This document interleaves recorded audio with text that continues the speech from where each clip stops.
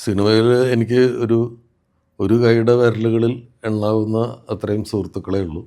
അതിലൊരാളാണ് സലീം.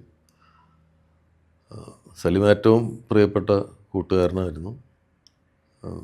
ഞങ്ങൾ തമ്മിൽ 12ഓളം സിനിമകൾ ഒരുമിച്ച് ചെയ്തിട്ടുണ്ട്. എൻ്റെ കുടുംബവും സലീമിൻ്റെ കുടുംബവും നല്ല അടുപ്പമുണ്ട്.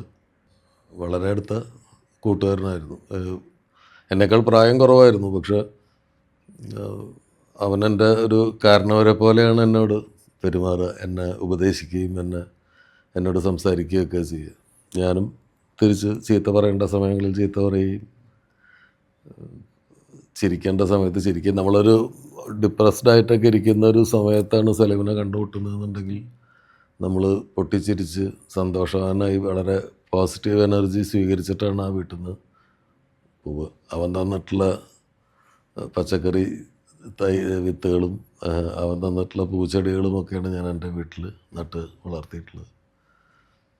ഒരേ താല്പര്യങ്ങളുള്ള, ഒരുപാട് സിമിലർ താല്പര്യങ്ങളുള്ള ആളുകളായിരുന്നു.